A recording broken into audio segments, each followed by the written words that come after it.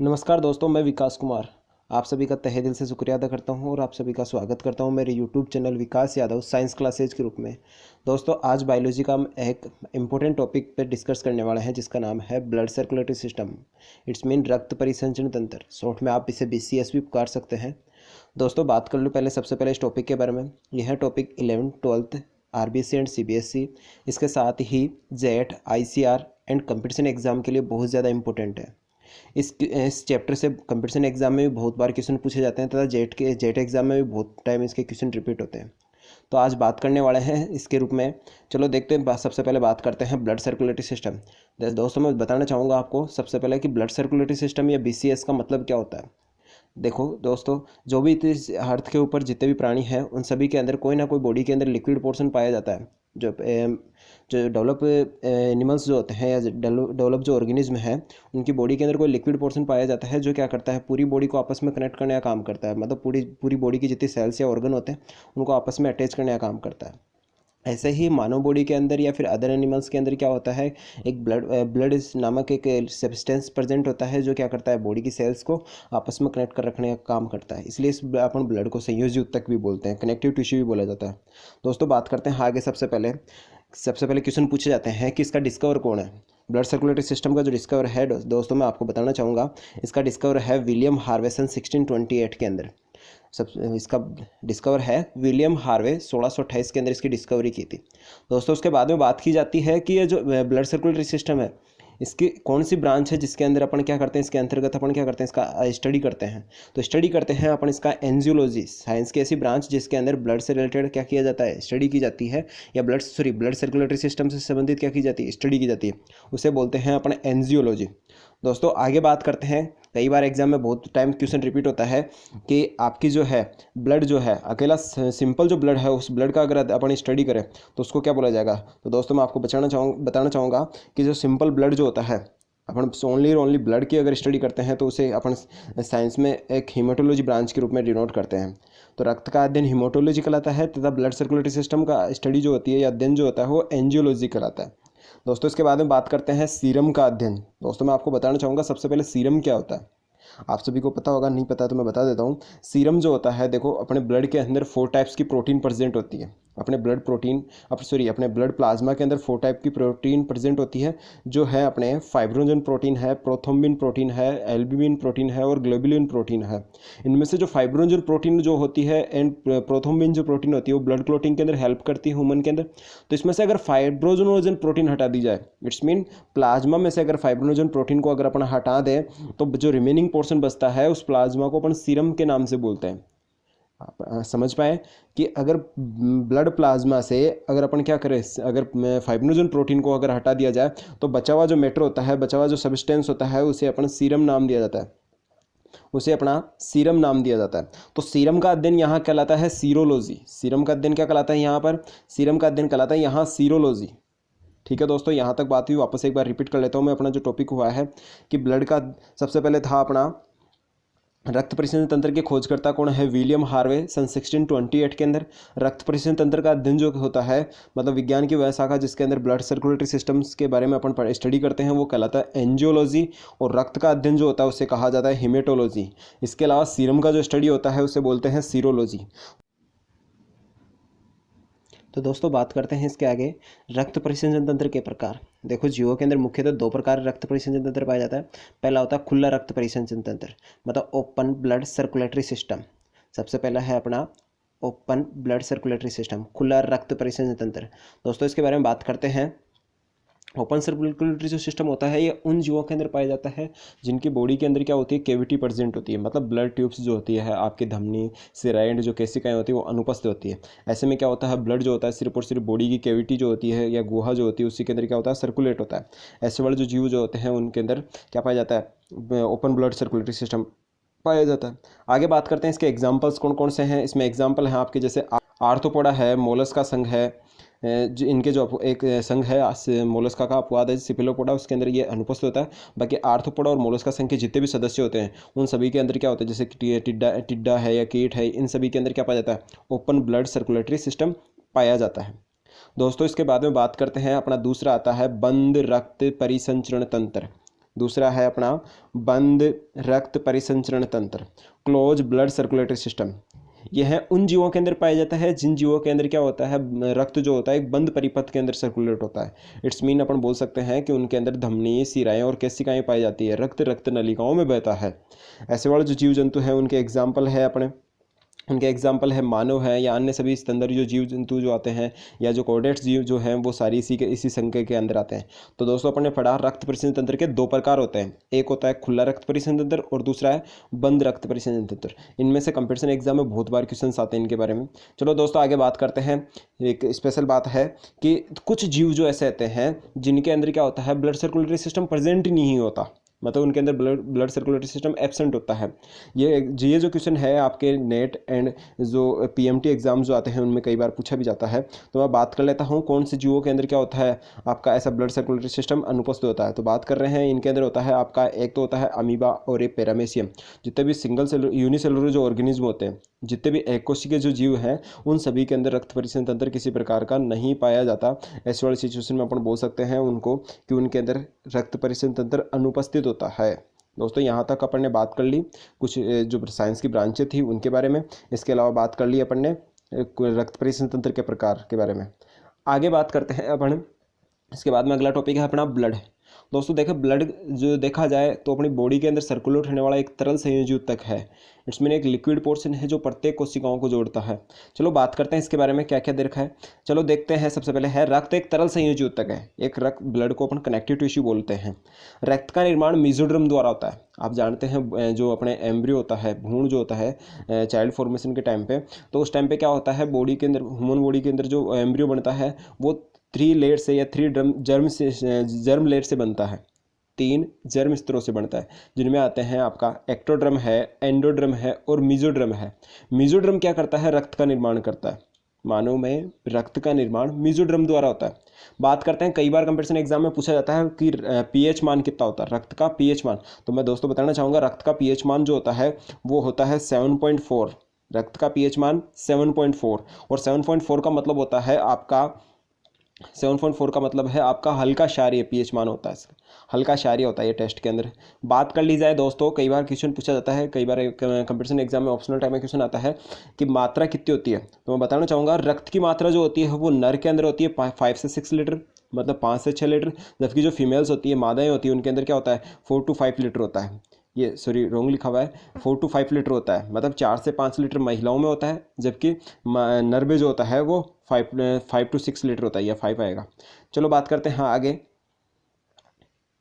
आगे दे रखा है अपना रक्त की विशिष्ट गुरुत्वता कितनी होती है। रक्त की विशिष्ट गुरुत्वता जो होती है वो 1 से अबव होती है। इस मीन्स 1.050 से लेके 1.060 के समथिंग होती है। अच्छा बात करते हैं आगे, ब्लड का जो होता है टेस्ट कैसे होता है। अभी अपन ने बात की थी ब्लड का जो पीएच मान होता है वो 7.4 होता है। ब्लड का जो पीएच मान होता है वो 7.4 होता है, इसलिए जो इनका टेस्ट जो होता है ब्लड का वो भी क्या होता है, नमकीन होता है। आगे बात करते हैं, अगला टॉपिक अपना अगला क्वेश्चन है अपना, रक्त जल की तुलना में कितने गुना कम बहता है। मतलब शांता का जो गुण होता है वो रक्त के अंदर कितने गुना जल से कम होता है। वो शांता का गुण, शांता जो नेचर आती है, शांता का मतलब होता है किसी पदार्थ का, किसी लिक्विड पदार्थ का बहने का गुण का विरोध करने वाला गुण क्या कहलाता है, शांता कहलाता है। जैसे अपन बात करते हैं चालक तार के अंदर, इलेक्ट्रिसिटी के अंदर अपन प्रतिरोध उत्पन्न होता है या प्रतिरोधकता जिसको बोलते हैं, जबकि लिक्विड या जो तरल पदार्थ होते हैं उनके लिए शांता वर्ड यूज लिया जाता है।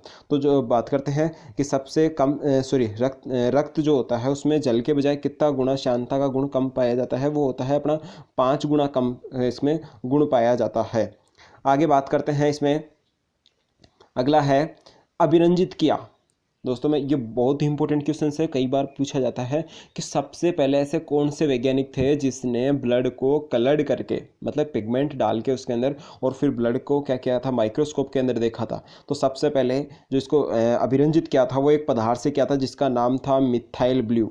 अभिरंजित करने वाला पदार्थ था मिथाइल ब्लू। दोस्तों याद रहे, अभिरंजित करने वाला पदार्थ था मिथाइल ब्लू। तथा साथ में पूछा जाता है कि ऐसे कौन से साइंटिस्ट है जिन्होंने इसको क्या किया था, मिथाइल ब्लू से अभिरंजित किया था। तो 2 वैज्ञानिक थे, एक लिस्मैन नाम का वैज्ञानिक था और एक राइट नाम का वैज्ञानिक था।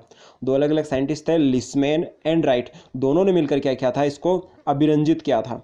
अच्छा दोस्तों अब आगे बात करते हैं रक्त के कार्यों के बारे में। यहाँ तक अपन ने बात कर ली ब्लड की नॉर्मल इन्फॉर्मेशन। अब बात करते हैं ब्लड जो होता है बॉडी के अंदर कौन कौन से स्पेशल फंक्शंस करता है, या स्पेशल फंक्शन क्या करता है, अपना प्ले रोल करता है। देखो बात करते हैं रक्त के कार्य जो होते हैं, ऐसे समथिंग 8-10 कार्य होते हैं जो बड़े इंपॉर्टेंट होते हैं। सबसे पहला है अपना O2 व CO2 का परिवहन करना। सबसे फर्स्ट अपना O2 एंड CO2 का क्या करना, ट्रांसपोर्टेशन करना। इट्स मीन आप ये बोल सकते हो कि यह क्या करता है, गैसों का विनिमय करता है, एक्सचेंज ऑफ गैसेज का एक्सचेंज करता है। इसके अलावा बात करते हैं सेकंड जो फंक्शन होता है इसका, ये होता है खाद्य पदार्थों का वितरण। खाद्य पदार्थ इस मीन्स जो भी आप फूड लेते हैं वो आपके सबसे पहले स्मॉल इंटेस्टाइन के अंदर जाएगा, डाइजेस्ट होगा, और डाइजेस्ट होने के बाद में क्या होता है वो ब्लड ट्यूब्स जो होती है उनके अंदर जाता है, और फिर ब्लड ट्यूब से जितनी भी सेल्स होती है सेल्स के अंदर माइटोकॉन्ड्रिया के अंदर जाता है, ताकि क्या हो सके वहाँ सेल्स के अंदर एनर्जी प्रोड्यूस हो सके। तो ये क्या करता है, जो भी जितने भी अपने खाद्य पदार्थ होते हैं उन सभी का क्या करता है, ट्रांसपोर्टेशन करने का काम भी करता है। इसके बाद में दोस्तों बात करते हैं अगला नेक्स्ट फंक्शन इसका थर्ड, दैहिक तापमान को नियंत्रित करना। दैहिक टेम्परेचर का मतलब होता है बॉडी का जो टेम्परेचर होता है उसको रेगुलेट करने का काम करता है।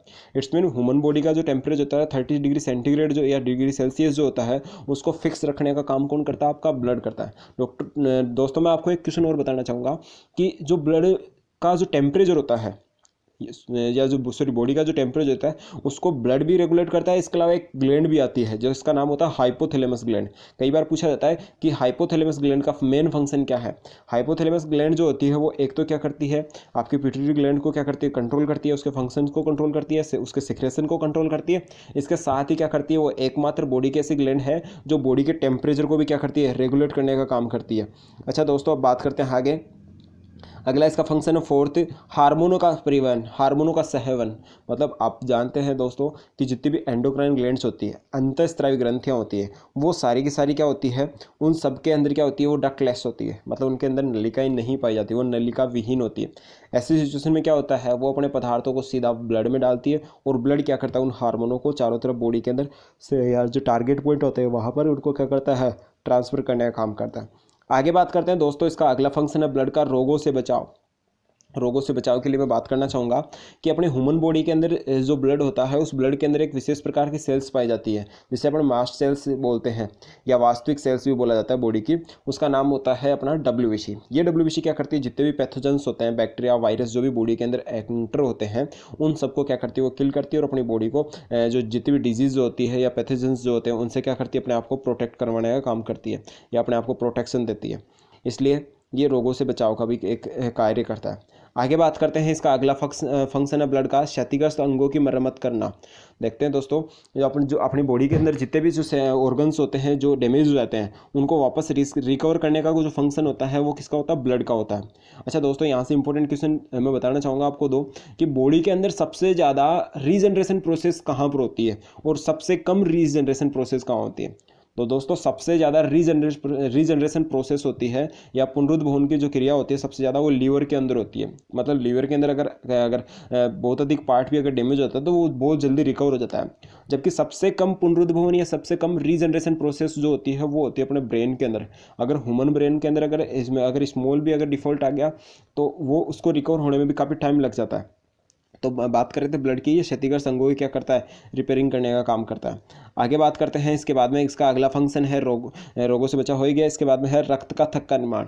दोस्तों आप जानते हैं कि बॉडी के अंदर क्या पाई जाती है, एक विशेष प्रकार की क्या पाई जाती है, सेल्स पाई जाती है जिनका नाम होता है प्लेटलेट्स। वो प्लेटलेट्स क्या करती है, ब्लड क्लॉटिंग का काम करती है, मतलब ब्लड क्लॉटिंग निर्माण का काम करती है। ब्लड कोगुलेशन या ब्लड क्लॉटिंग या रक्त का थक्का या रक्त का जमना, आप कुछ भी बोल सकते हैं। तो रक्त का थक्का निर्माण करने का कार्य करती है, जिससे क्या होता है, एक्सीडेंटली अगर कभी ब्लड अगर बाहर निकल रहा है तो वो ज़्यादा मात्रा में सीक्रेट नहीं होता या बॉडी से बाहर रिलीज नहीं होता, ऐसे उसमें इंसान बच सकता है। आगे बात करते हैं, अगला फंक्शन जो है वो है इसका उत्सर्जी पदार्थों का निष्कासन। उत्सर्जी पदार्थों का निष्कासन, देखो बॉडी के अंदर जो होते हैं, मानव बॉडी के अंदर मुख्यतः 4 जो आते हैं वो मेन अंग आते हैं जिनके द्वारा क्या होता है, जो हानिकारक पदार्थ है तो उनको शरीर से बाहर निकालना होता है। मेन कार्य होता है किडनी का, जो क्या करती है, यूरिन का सिक्रेशन करती है। इसके अलावा होता है लीवर क्या करता है, यूरिया का निर्माण करता है। इसके अलावा जो आपके हैं आरबीसी डब्ल्यूबीसी जो होती है वो अगर जाके वहाँ डिकम्पोज होती है तो उनसे भी अन्य अन्य प्रकार के जैसे बिलिरुबिन बिलिवर्डिन पदार्थ बनाने का काम करता है। इसके अलावा आती है मानव की जो त्वचा है, मतलब ह्यूमन बॉडी की जो स्किन होती है वो भी क्या करती है, जितने भी जो अनवांटेड जो सब्सटेंस होते हैं उनको क्या करती है बॉडी से पसीने के द्वारा रिलीज करवाती है। एक इसके अलावा जो चौथा ऑर्गन होता है जो उत्सर्जन तंत्र में हेल्पफुल होता है वो होता है अपने लंग्स। लंग्स क्या करते हैं, जो अननेसेसरी जो कार्बन डाइऑक्साइड होती है उसको वापस क्या करता है, एक्सेलेशन या उच्च शोषण के द्वारा क्या करता है, बॉडी से बाहर निकालने का कार्य करता है। तो उत्सर्जित पदार्थों के निष्कासन में एक जगह से दूसरी जगह ट्रांसपोर्ट करने में अपना ब्लड भी काम करता है। दोस्तों इसके बाद में अगला क्वेश्चन है, इसका अगला फंक्शन है इसमें है जल संतुलन। देखो अपन बात करना चाहेंगे दोस्तों जल संतुलन के बारे में। तो जल संतुलन का मतलब है कि बॉडी के अंदर जो ब्लड जो होता है वो 5 to 6 लीटर होता है। इस मीन्स बॉडी का टोटल बॉडी के वेट का 7 से 8% क्या होता है, बॉडी के अंदर ब्लड होता है। अब उस ब्लड का क्या होता है, 50% जो पार्टीशन होता है या 50% जो पार्ट होता है वो होता है उसमें H2O मतलब मीन्स वाटर का। तो ये बॉडी के अंदर क्या करेगा, वाटर बैलेंस को क्या करेगा, निर्धारित करेगा, मतलब जल संतुलन बनाए रखेगा। जहाँ मेटाबॉलिक रिएक्शंस जो होती है या एनाबॉलिक रिएक्शंस होती है उनके लिए उनको कंप्लीट करने के लिए वाटर की आवश्यकता होती है, तो वहाँ पर ये क्या करेगा, जल की रिक्वायरमेंट को कंप्लीट करेगा। आगे बात करते हैं, अगला फंक्शन है ब्लड का विभिन्न रोगों की पहचान करने में।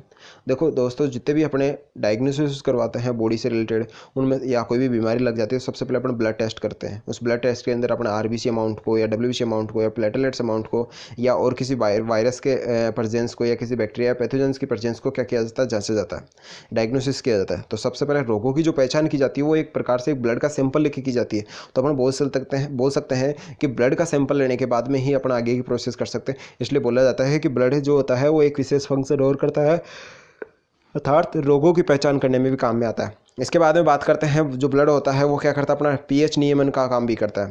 दोस्तों मैं बताना चाहूँगा बॉडी के अंदर क्या होते हैं, जो ब्लड होता है उस ब्लड के अंदर बहुत सारे प्रकार के आयंस प्रेजेंट होते हैं। सोडियम है, बाइकार्बोनेट है, या फिर जैसे पोटेशियम आयन है, क्लोराइड आयन है, आयरन है, ऐसे बहुत सारे, ये कॉपर है, ऐसे बहुत सारे आयंस जो प्रेजेंट होते हैं। वो आयंस क्या करते हैं बॉडी के अंदर जो पीएच जो होता है, पीएच मान को क्या करते हैं, रेगुलेट करने का काम करते हैं।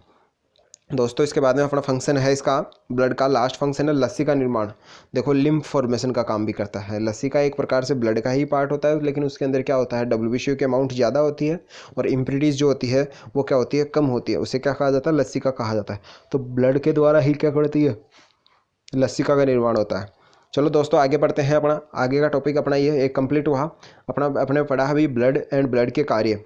अब बात करते हैं ब्लड का कंपोजिशन, मतलब रक्त किन किन चीज़ों से मिलकर बना होता है।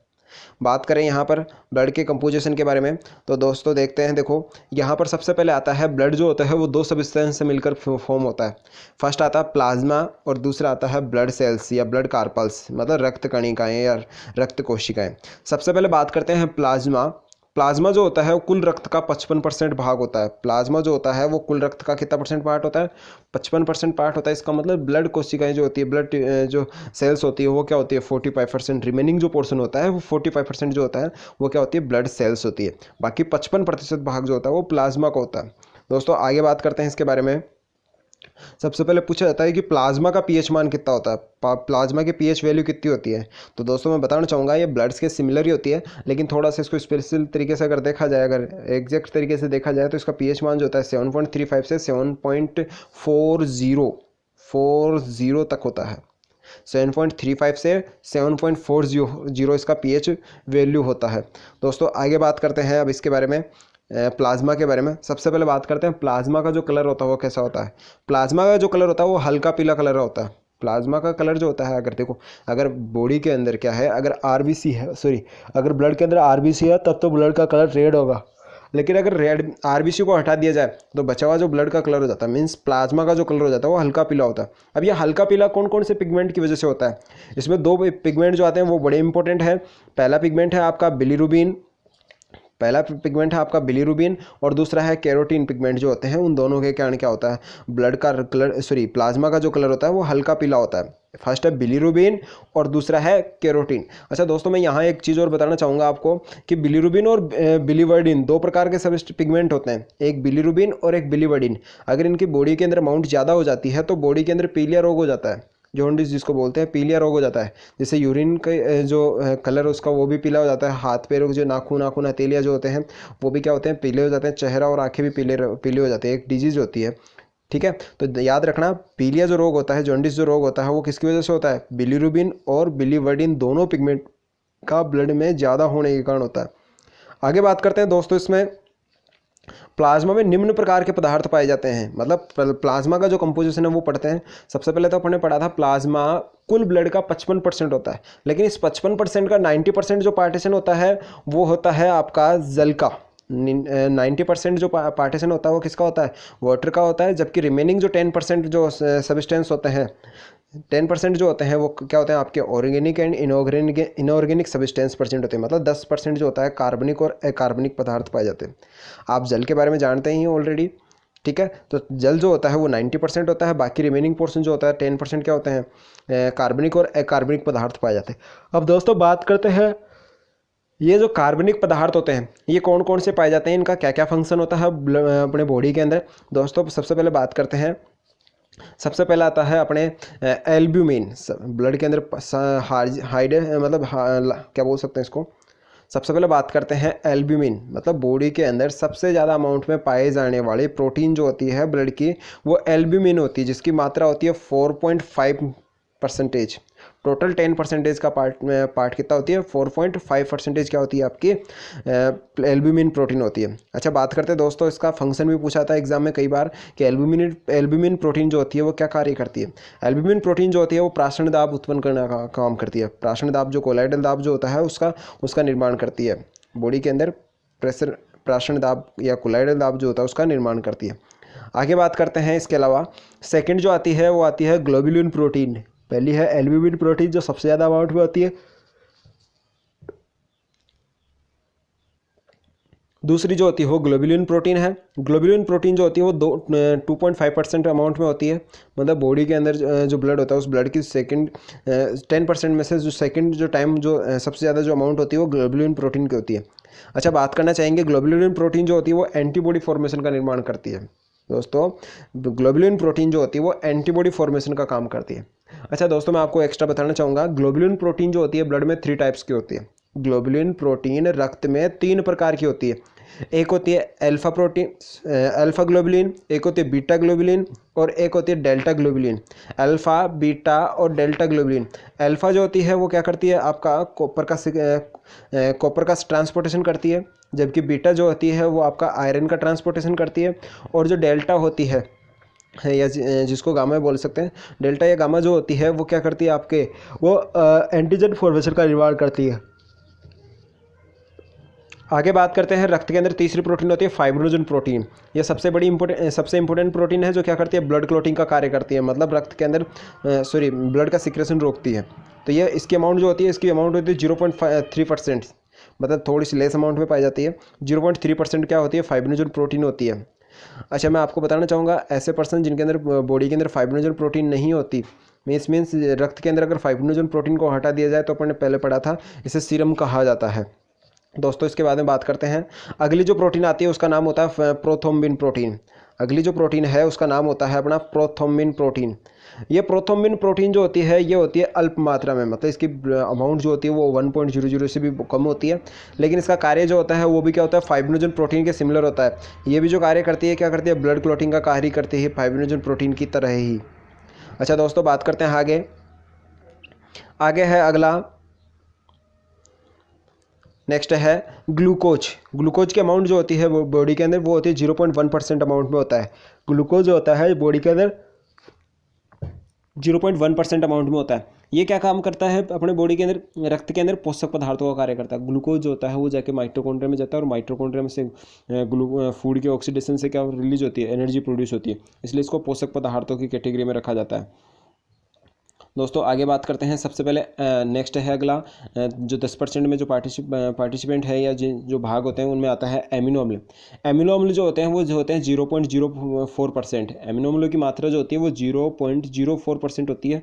ये जो होते हैं ये भी क्या होते हैं, एमिनो अम्ल भी क्या होते हैं, प्रोटीन फॉर्मेशन का काम करते हैं। इसलिए इनको भी क्या रखा जाता है, पोषक पदार्थों की कैटेगरी में रखा जाता है। मैं आपको बता दूँ दोस्तों, एक इंपॉर्टेंट क्वेश्चन है, कई बार पूछा गया है कि मानव शरीर के अंदर एमिनो अम्लों की संख्या कितनी होती है। तो मानव शरीर के अंदर जो एमिनोमल होते हैं, मानव शरीर के अंदर टोटल जो एमिनोमल होते हैं उनकी संख्या जो होती है वो होती है आपकी 20।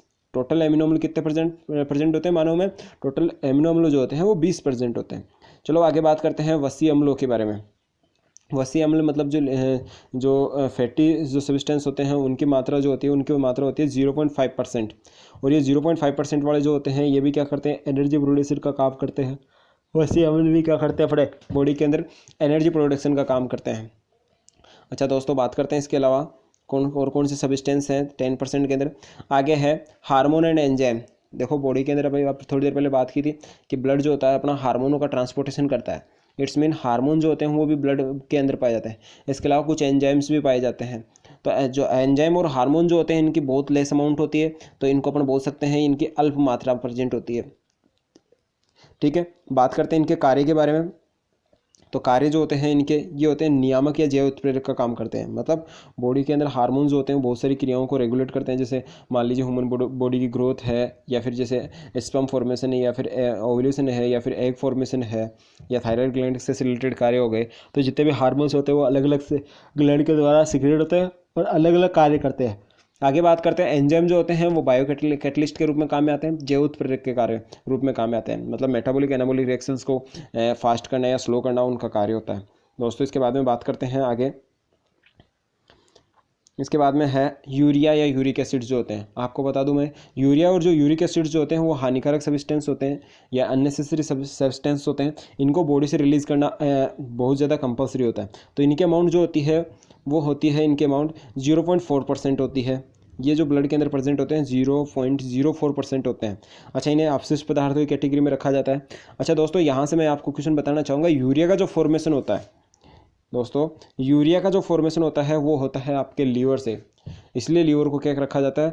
आपको उत्सर्जी अंगों में रखा जाता है। इसके अलावा बात करें यूरिक एसिड जो होता है ये क्या करता है? अगर अपने जोड़ों के अंदर जमा हो जाता है, देखा होगा ज़्यादा उम्र के लोग जो पर्सन होते हैं उनके क्या होता है, जोड़ों के अंदर या घुटनों के अंदर पेन होना स्टार्ट हो जाता है। उसका कारण होता है घुटनों के अंदर या जो भी जॉइंट्स जो होते हैं उनके अंदर क्या होता है, यूरिक एसिड का अत्यधिक जमा हो जाता है। तो यूरिक एसिड की वजह से क्या होता है, जॉइंट से रिलेटेड या आर्थराइटिस प्रॉब्लम आना स्टार्ट हो जाती है। अच्छा, आगे बात करते हैं। अगला है लास्ट दे रखा है कि कुछ आयंस होते हैं जो क्या करते हैं बॉडी के अंदर प्रेजेंट होते हैं। जैसे सोडियम आयन है, पोटेशियम आयन है, मैग्नीशियम आयन है, क्लोराइड आयन है, बाइकार्बोनेट आयन है, आदि जो आयन होते हैं उनकी मात्रा होती है रक्त के अंदर 0.9%। और इनका कार्य जो होता है, ये भी कार्य क्या होता है इनका? पीएच नियमन का कार्य होता है। पीएच नियमन का कार्य होता है। आगे बात करते हैं दोस्तों। तो अभी तक अपन ने पढ़ा कि सबसे पहले कि अपने रक्त जो होता है उसके अंदर प्लाज्मा का जो भाग होता है वो 55% भाग होता है। और साथ में उस 55% के अंदर क्या होता है, 90% जल होता है और बाकी 10% क्या होता है, उसमें कार्बनिक और अकार्बनिक पदार्थ पाए जाते हैं। इन अकार्बनिक पदार्थों को मैं एक बार रिपीट कर देता हूँ, कौन कौन से पदार्थ पाए जाते हैं। एल्ब्यूमिन पाया जाता है आपका 4.5%। आगे पाया जाता है ग्लोबुलिन पाया जाता है 2.5% पाई जाती है। फाइब्रिन जो प्रोटीन होती है 0.3% होती है। प्रोथ्रोम्बिन जो होती है वो अल्प मात्रा में पाई जाती है। ग्लूकोज जो होती है वो 0.1% में होती है। एमिनो एसिड्स जो होते हैं वो क्या होते हैं 0.04% में होते हैं। वसी अम्ल जो होते हैं 0.5% में होते हैं। हार्मोन या एंजाइम्स जो होते हैं वो अल्प मात्रा में होते हैं। यूरिया और यूरिक एसिड जो होते हैं वो 0.04% मात्रा में होते हैं। और बहुत सारे जो आयंस होते हैं बॉडी के अंदर, ब्लड के अंदर, वो क्या होते हैं 0.9% अमाउंट में पाए जाते हैं। अच्छा दोस्तों, बात करते हैं, कई बार कंपटीशन एग्जाम में या जेट एग्जाम में पूछा गया है, जेट ICAR एग्जाम में, कि प्लेसेंटा जो होती है उसके द्वारा मानव बॉडी के अंदर कौन सी इम्यूनोग्लोबुलिन जो होती है, एंटीबॉडी जो होती है वो प्रवेश करती है। उसका नाम होता है IgG इम्यूनोग्लोबुलिन जी, जिसका नाम है IgG इम्यूनोग्लोबुलिन जी। जो एंटीबॉडी होती है वो क्या करती है, प्लेसेंटा के द्वारा मदर से एम्ब्रियो के अंदर एंटर होती है। दोस्तों अभी तक अपन ने बात कर ली सबसे पहले रक्त परिसंचरण तंत्र की सिंपल जानकारी, रक्त का अध्ययन या रक्त परिसंचरण तंत्र का अध्ययन, सीरम का अध्ययन। इसके बाद में बात की अपन ने ओपन सर्कुलेटरी सिस्टम और ब्लड सर्कुलेटरी सिस्टम के बारे में, मतलब रक्त परिसंचरण तंत्र के प्रकार के बारे में। बात की अपन ने ब्लड से रिलेटेड जो नॉर्मल इन्फॉर्मेशन थी वो, और ब्लड से रिलेटेड जो फंक्शंस थे वो उनके बारे में बात कर चुके हैं। इसके बाद में बात की अपन ने ब्लड के कंपोजिशन के बारे में। तो ब्लड का कंपोजिशन जो होता है वो प्लाज्मा और आपके RBC WBC प्लेटलेट्स जो होती है, इस मीन्स जो ब्लड सेल्स होती है, ब्लड कार्पस जो होती है, उनके द्वारा होता है। अच्छा, बात करते हैं अपन ने प्लाज्मा के बारे में स्टडी कर लिया। अब उसके बाद में जो सेकंड टॉपिक आता है अपना, वो आता है आपका आपकी रक्त कणिकाएं, मतलब ब्लड सेल्स या ब्लड कार्पस जो होती है। अब आगे इसके बारे में स्टडी करने वाला है। तो दोस्तों देखते हैं इसके बारे में कि सबसे पहले बात की जाती है कि रक्त का जो होता है प्लाज्मा जो होता है वो 55% पार्टीशन होता है, जबकि जो ब्लड सेल्स जो होती है वो क्या होती है 45% अमाउंट में होती है। तो इनकी प्रतिशत मात्रा कितनी होती है 45% होती है, और ये रक्त का ठोस भाग बनाती है। जो प्लाज्मा होता है वो रक्त का तरल भाग होता है, जबकि रक्त कणिकाएँ जो होती है वो ठोस भाग में पाई जाती है। अच्छा दोस्तों, बात करते हैं इसके बारे में कि जो ब्लड सेल्स जो होती है उनकी प्रतिशतता क्या कहलाती है। रक्त के अंदर आरबीसी, डब्ल्यूबीसी एंड प्लेटलेट्स की जो परसेंटेज है वो प्रतिशतता है, उसे क्या कहा जाता है, उसे कहा जाता है दोस्तों हीमेटोक्रिट कहा जाता है।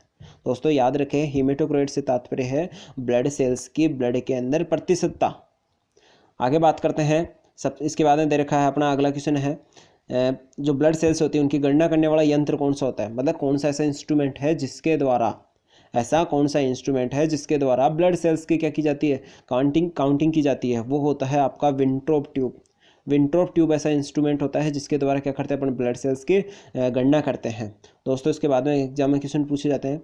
बात करते हैं रक्त कणिकाएँ जो होती है वो कितने प्रकार की होती है। दोस्तों रक्त कणिकाएँ जो होती है वो 3 प्रकार की होती है। एक होती है आरबीसी, एक होती है डब्ल्यूबीसी एंड एक होती है प्लेटलेट्स। एक आरबीसी, एक डब्ल्यूबीसी और एक प्लेटलेट्स, 3 प्रकार की कोशिकाएं पाई जाती हैं। अब इनके बारे में अपन नेक्स्ट वीडियो के अंदर जो इस वीडियो का सेकंड पार्ट होगा उसके अंदर आगे से डिटेल से पढ़ेंगे। आज के लिए इतना ही है।